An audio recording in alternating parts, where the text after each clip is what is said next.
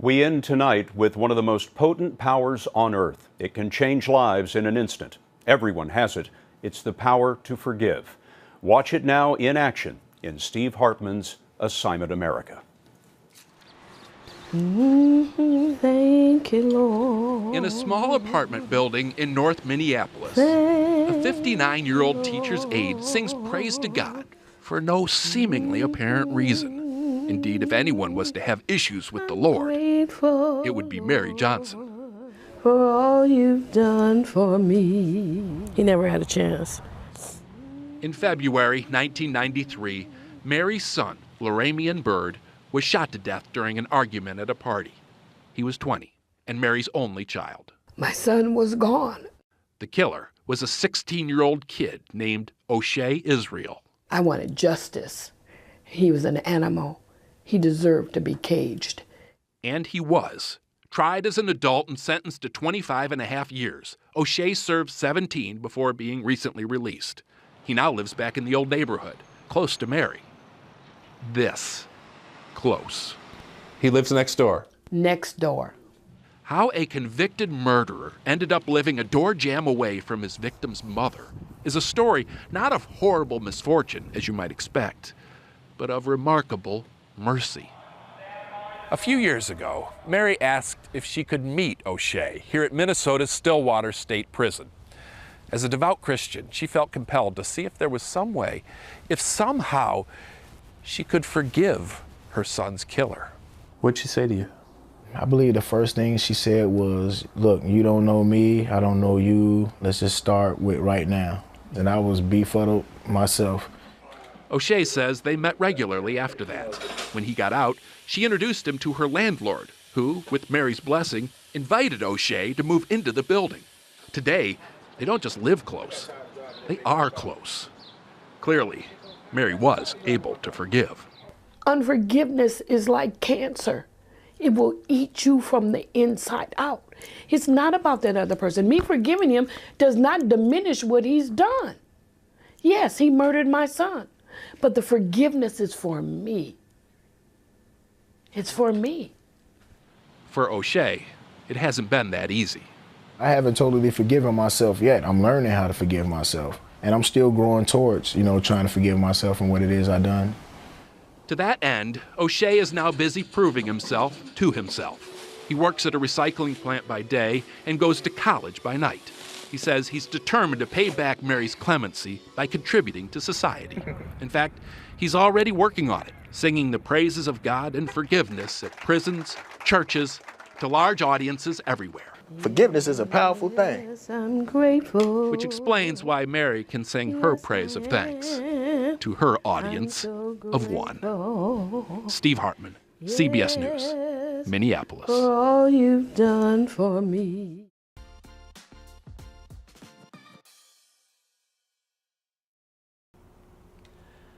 Welcome to week 6 of Hard Talks. That was a crazy story that we just heard about how a mother can forgive the killer of her son, move in next door to him and show him grace and forgiveness and go to church with him. It's radical forgiveness, and that's what we're talking about this week is forgiveness. We've had a lot of great discussions over the past 6 weeks. We've talked about how to be a tech-wise family with all the different technology and social media that's bombarding our families. And we've talked about anxiety and depression. We've talked about debt and how to manage your money better. We've talked about parenting, and Pastor Bartley led a great discussion with his own family. And this week we're talking about forgiveness. It's a core tenet of the Christian faith. It's something that we're called to live by and to mirror the image of Christ, and because he's forgiven us. And so we pulled together our campus pastors and our lead teaching pastor Bartley just so we can have a conversation about forgiveness and see if we can't uncover any insights to help us kind of live by this thing that we're called to do, show each other forgiveness and show each other forgiveness the way Christ has forgiven us.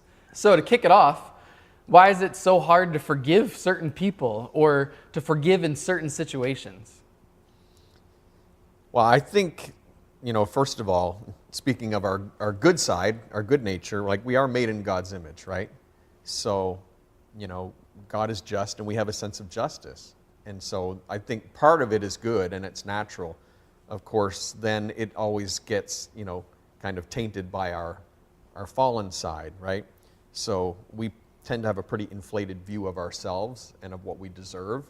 And so then things start to get a little bit complicated, I think. Yeah. Yeah, I think that resonates with me too. I get the justice part. I think, like you said, it's natural. It's God's natural order. So it comes really easy to us to understand that the idea that, when a wrong has happened, it needs to be righted. Mm-hmm. And so we take that upon ourselves, and that's easy to do. But something else has to happen when we exercise grace. That goes beyond that justice. That's more of a godly trait that combats that sin nature where we just want to right the wrong, right? I think that's part of what happens too. Yeah. In the world, we see all kinds of different definitions of forgiveness kind of come up. I mean, if you just look at the media or you check out Facebook and scroll through some different situations and reading about different things that have happened to people and how people respond to it, you see all kinds of different ways people respond with how they forgive or their lack of forgiveness. So what's the Christian understanding of forgiveness specifically? Brad? Yeah. Obviously, the Christian understanding is based upon who God is and how he has treated us. And there's some great stories in the scriptures that talk about the power of forgiveness. We see there's a great story that Jesus told when Peter came to him and said, "How many times should I forgive my brother?" It's up to 7 times. And Jesus said to him, actually, that's a good try, but it's actually 70 times 7. Like just an infinite number of times being willing to forgive. And that's how God has treated us. And Jesus went on to tell this amazing story about a debtor who owed this king really billions of dollars. It was absolutely impossible for this man to repay it. And the man pled for mercy. He was going to be sold. All of his family was going to be sold. And the man pled for mercy, and the king forgave him. He canceled the debt, which is a great way of picturing forgiveness. And it was an amazing story, and the man went free after that. The sad part of the story is the man had not learned or internalized what forgiveness really meant. And he goes out and finds another person who owed him some pocket change and demanded repayment. And the man said, "Well, give me some time and I'll repay you." And the first debtor, he would not forgive that loan and threw the man into I think he grabbed him by the neck too, didn't he? Like it was It was dramatic. not a pleasant picture. Yeah. It was an ugly picture. And people saw that and said, this is just not right. And we need to understand that what God has done for us, the forgiveness that we enjoy, that God has canceled the debt against us. And because of that, then we in turn have the opportunity to forgive others, to, in a sense, cancel the debt. We don't belittle the sin. We recognize that how big the debt is, but we recognize that God has forgiven us so very much more. And so we in turn are to do that.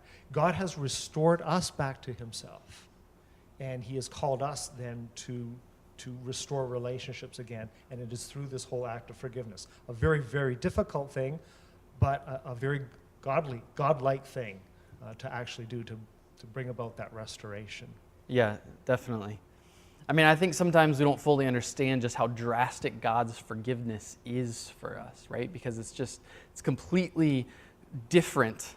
It's completely countercultural to everything else that we experience when we actually understand just what God has done with us or done for us through the act of Jesus and him dying on the cross for us. And it's hard for us to understand that and to grasp it. And because it's so hard to understand it, I think it's hard for us to accept the fact that we need to be forgiven that way, right? Like, it's such a drastic forgiveness. So, well, I don't need that. I don't need to be forgiven that way. Why is it hard for us to understand it like that? Well, that story of the unmerciful servant is like the perfect story, right, in Matthew 18, because what it really highlights is that we tend to see other people's need for forgiveness a lot easier than we see our own need for forgiveness. Yeah. Right? That's the big thing I think that story highlights. And it's just our human nature, once again. As selfish human beings, that's the way that we tend to operate.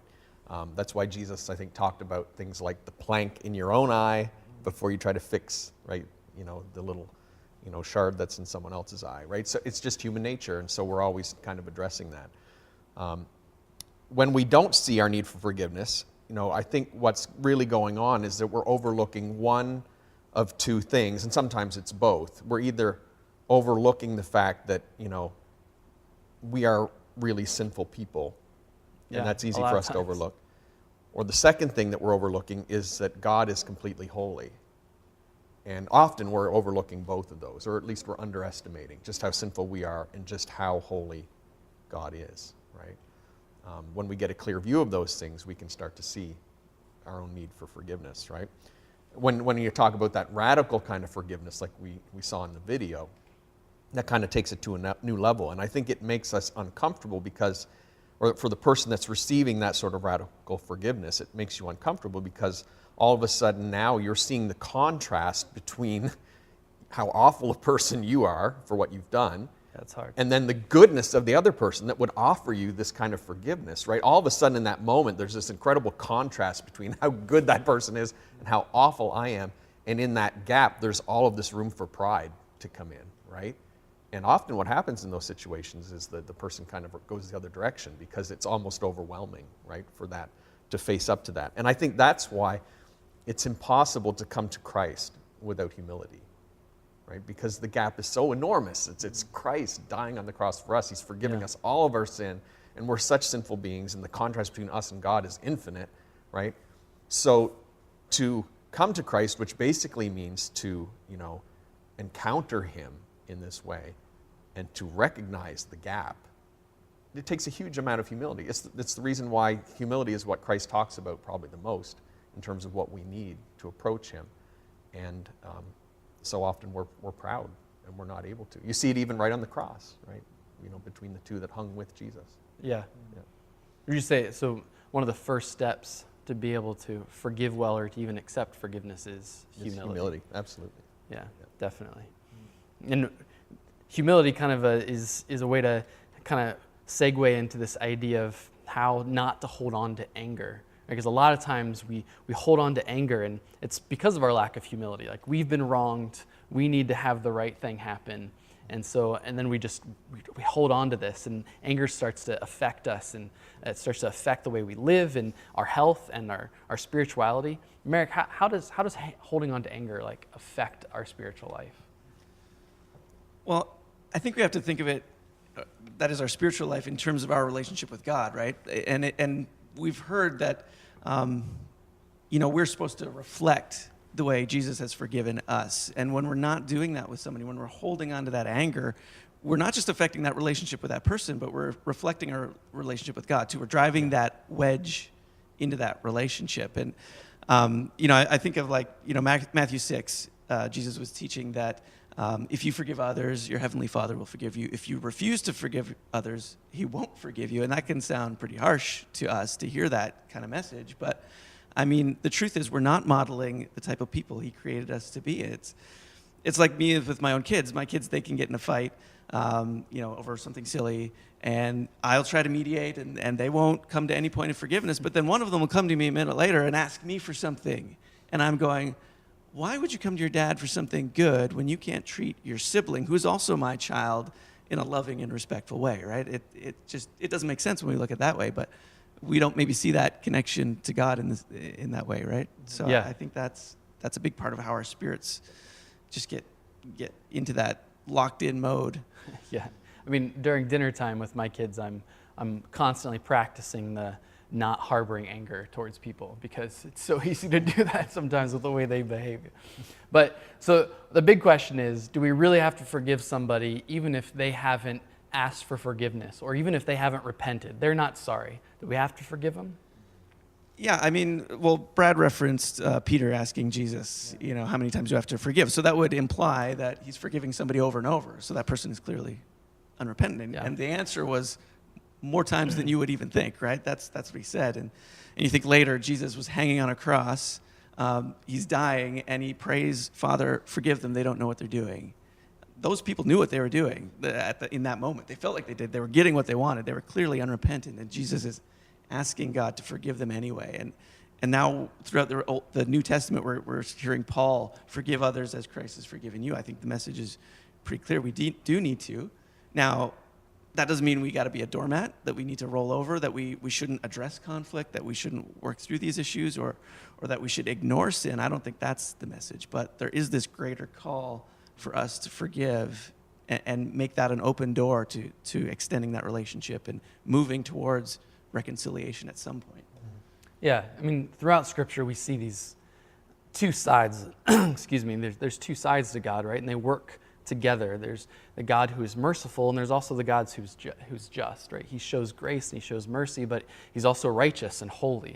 And there's these two kind of parts that have to go together for God to be God. And it kind of highlights forgiveness and this fact that we're supposed to show grace and forgive, but it doesn't mean that we just let everybody get away with everything, right? And how would you say that we reconcile that in our own life, Bartley? Well, we know that forgiveness is always the right decision, right? If it wasn't, Jesus wouldn't say, you forgive or your Father's not going to forgive you, right? Yeah. So if you want to go to heaven, you better forgive, right? So we know that it's the right decision, always. But I think sometimes people withhold forgiveness. They really struggle with it because they kind of see it as letting people off the hook, right? Sometimes when you forgive, that's the feeling that you have inside. Well, I'm just letting them off with what they've done. And that violates the sense of justice, of course, that we have, which is divine. But, I think sometimes it comes down to just not understanding forgiveness in terms of what it really is, right? Forgiveness is really about me giving up my right to get even, right? It's me dropping the hatchet. It's me saying, I'm not going to take this in my hands anymore, and I'm not going to continue to be angry with this person or wish ill will on this person. That's really what forgiveness is. It's letting go. And that's really, from everything we know, both, spiritually and then also from psychology, it's beneficial for us, right? It's primarily beneficial to the person who forgives, right? So that we can continue on with our lives, right? It's not about, denying the truth or disregarding justice. In fact, God's, really big on those things, and we have to call things what they are, right? So for example, if someone hurts me, I need to forgive them, but it doesn't mean that there are no consequences, right? There are still consequences. We see all the time people that, are forgiven, but still have to pay a price, go to jail, whatever it is. It doesn't mean that the wrong that was committed is okay, right? Or that we're somehow belittling, what was actually done. You can forgive someone and still call what happened what it was. In fact, you have to. To fully actually forgive something, you have to call it what it is, right? If you never get to the place, if you're denying how serious something was, you can't really fully forgive it. And I think sometimes people do that.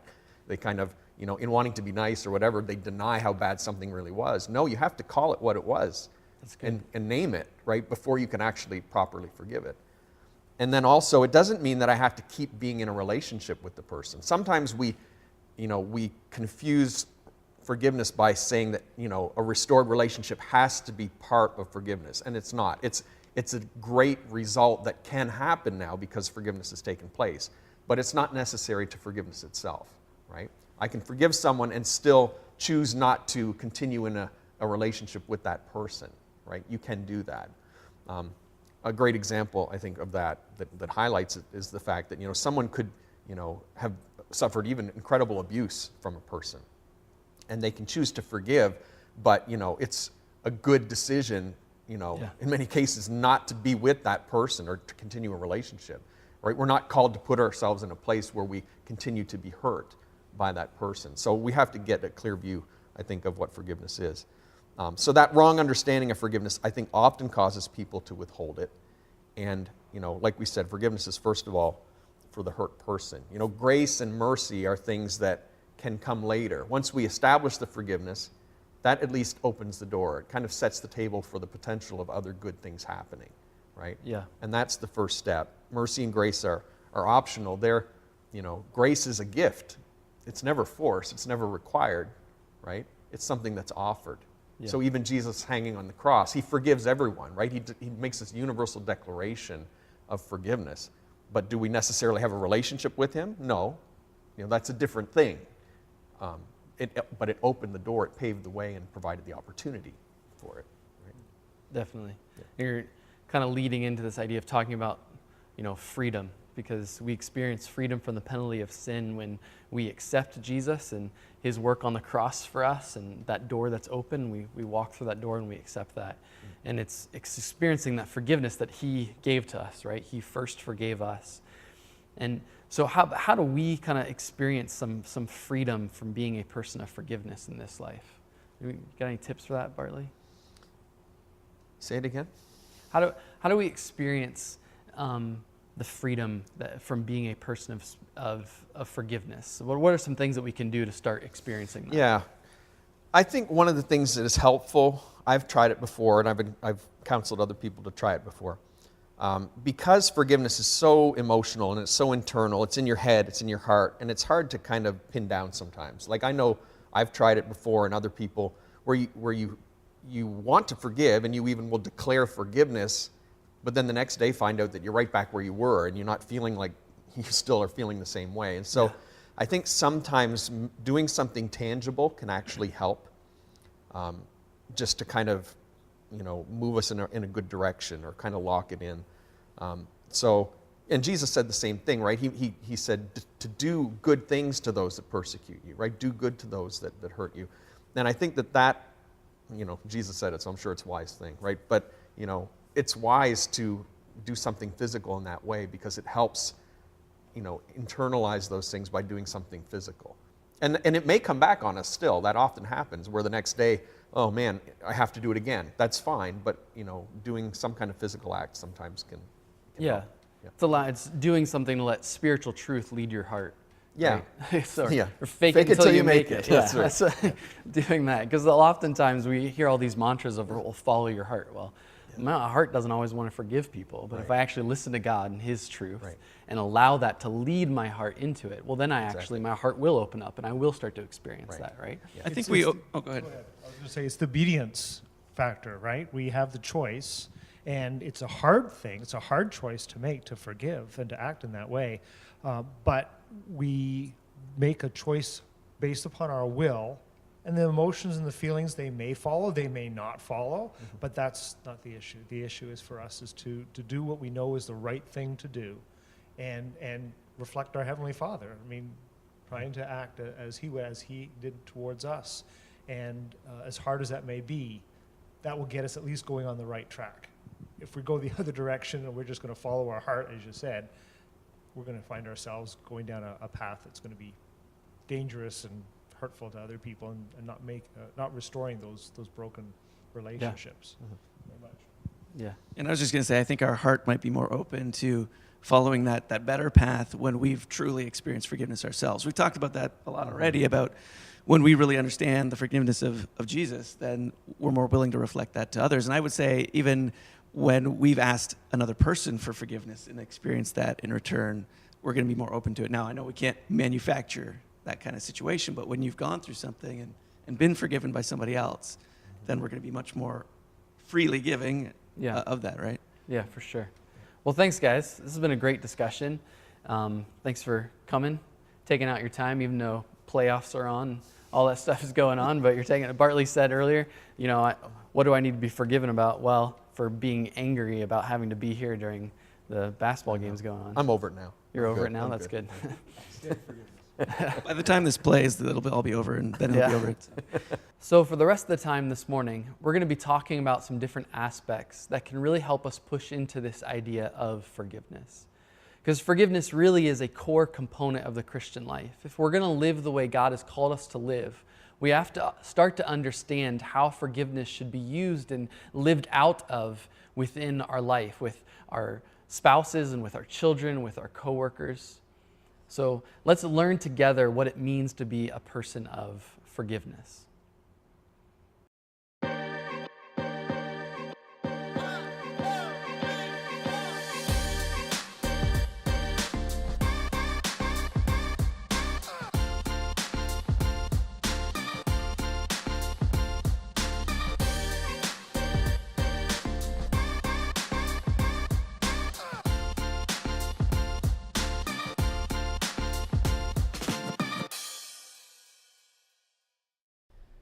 As a kid, we're taught to say the words, "I'm sorry." We're also taught that, say, if little Billy comes and takes our truck, and then he's prompted by maybe a teacher or a parent to come back with that truck and to say he's sorry, we're taught to forgive. Even though in reality, we probably want to take that truck and throw it at little Billy's head.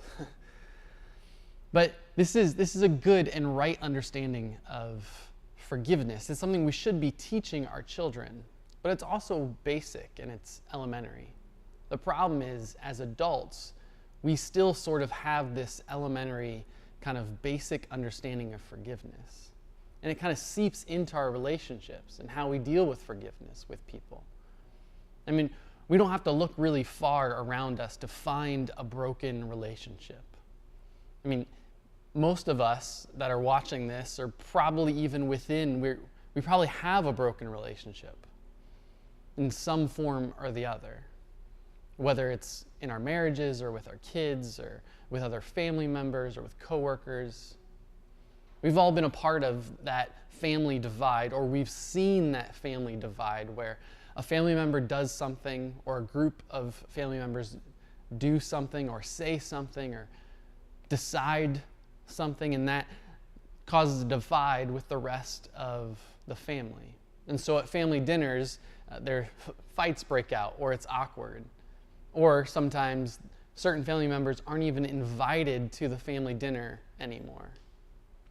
We can see with business partners, this happens in business all the time, where a certain decision is made and business partners just can't reconcile over whatever the issue is, because there's this lack of deep understanding of forgiveness. We still have a basic elementary understanding of forgiveness, and so it affects the way we handle it within relationships. And I think our relationships are hugely affected within our society and our culture because we don't have this deep understanding of forgiveness. Now, with a quick look through our different relationships, we can quickly start to see how a lack of deep understanding of forgiveness, how not doing forgiveness well in our relationship causes lots of problems. So the question is, how do we actually grab a hold of this deep understanding of forgiveness? I believe it starts with a concept we find in Ephesians 5, and there are points that kind of flow out of that. Ephesians 5, 1 and 2 says this: "Therefore be imitators of God, as beloved children. Walk in love, as Christ loved us and gave himself up for us, a fragrant offering and a sacrifice to God."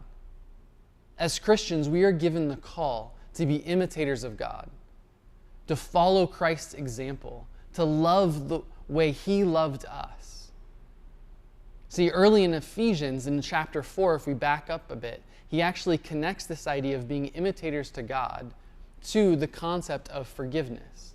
In Ephesians 4:32, it says this: "Be kind to one another, tender-hearted, forgiving one another, as God forgave you."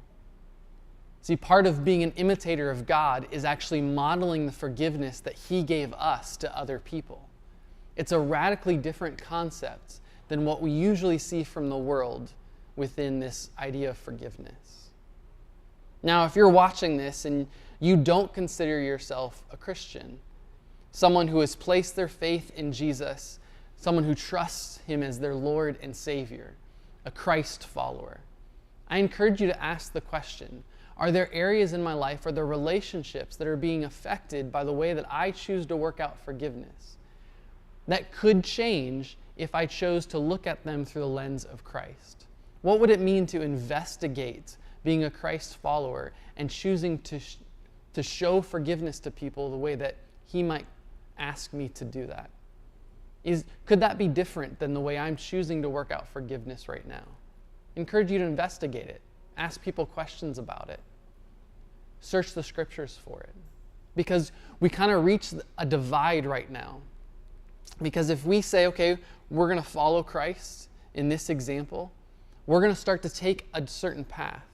But if we choose to follow the examples that we usually get from the world within forgiveness, it's going to take us on a much different path than the way following Christ would. Being an imitator of God especially with this idea of forgiveness, is going to take us in this direction, and following the world's example is going to take us in a much different direction. Now, as a Christian, if you're choosing to follow Christ, you consider yourself a Christ follower, and you say, yeah, I want to be an imitator of God, and I know that I need to follow Christ's example, and I know that this connects directly back to this concept of forgiveness and how I work it out in my relationships. But how do I practically do this? How do I get started? How do I start to grab a hold of that deep understanding of forgiveness?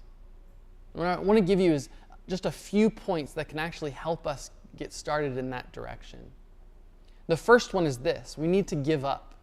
And no, I don't mean give up on our relationship or the situation, but we need to give up our right to get even, our right to get our own, to make things right.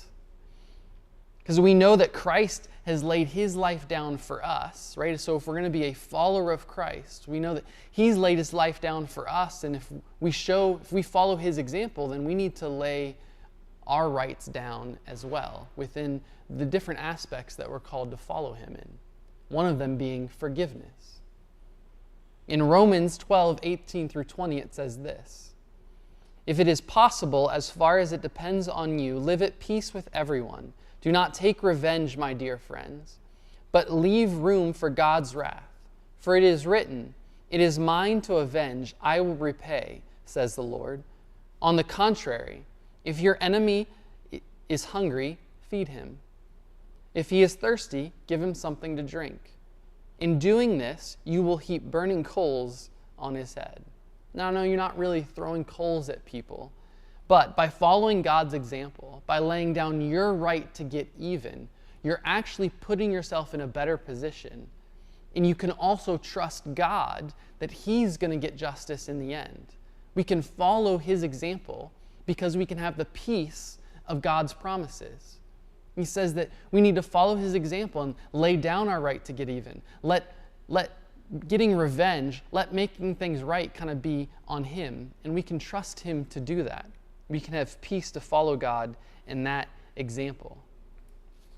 The second point is this: we need to respond with good. After you lay your right down to get even, we are called to kind of take it a step further. Not just kind of say, okay, I don't need to get even, but can I actually do something good for this person that's wronged me? And we kind of got an example of that in verse 20 that we just read in Ephesians. But in Luke 6:27-28, it reveals this to us: "But to you who are listening, I say, love your enemies. Do good to those who hate you. Bless those who curse you. Pray for those who mistreat you."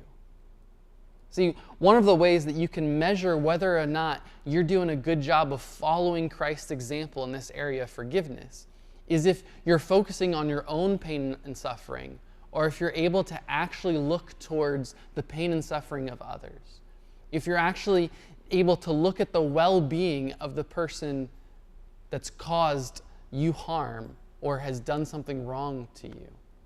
It doesn't mean that we let people walk all over us or we aren't supposed to seek justice. For example, if you're in an abusive relationship, you need to remove yourself from that relationship. It doesn't mean that you don't need to be smart and take yourself out. But while at the same time removing yourself from that relationship, you can pray for the well-being of the abuser. You can actually pray for the good of that person while at the same time taking care of yourself. This is an example of actually doing what is right, but at the same time praying for somebody, looking out for their well-being, doing good for them. It takes it a step further than just laying our right down to get even. So we need to give up our right to get even, and we need to respond with good. The third and final point of trying to follow Christ's example in the area of forgiveness, to grab a hold of that deep understanding of forgiveness, is simply always remember. Remember that Jesus has died for you on the cross. See, in Ephesians 4, remember the Ephesians 4 passage that we read earlier? In this, be kind to one another, tender-hearted, forgiving one another, as God in Christ forgave you. It all starts with continually remembering what Jesus did for us.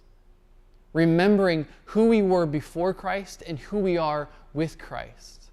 We need to continually wash ourselves with the gospel, the message of Jesus. See, this places us in a better position to actually act out of a deep understanding of forgiveness and to actually become imitators of God with forgiveness. So as we close, I urge you to think about relationships that you're in right now, in different areas or situations that are within those relationships, where maybe you need to ask for forgiveness or you need to show forgiveness to somebody. Ask yourself how you're doing with being an imitator of God. Ask yourself how you're doing with actually following Christ's example within those relationships. Are you actually imitating the way God's laid his life down for us, or how he first loved us even though we didn't love him in return? How he did it all on his own without us doing anything to earn it. Is that idea, is that truth actually seeping into the way that we show forgiveness to people within our relationships? See, guys, this is a much deeper understanding than just this basic elementary way that we usually choose to work out forgiveness within our culture and society. At Renew, forgiveness is a core value because we believe that it's key to actually following God in our life. And it's key to actually fulfilling the mission that he's called us to as a church. Guys, if all 3 of our campuses, if our whole church actually started to grab a hold of this concept of forgiveness, to actually showing people what it means to deeply forgive, I believe God would do something special with that. See, we would be glorifying him, and people who need the love of Jesus would be drastically attracted to it. So as you go about your week, think about how you can show forgiveness the way that Christ has shown you forgiveness first. May you go in grace and peace. Be well.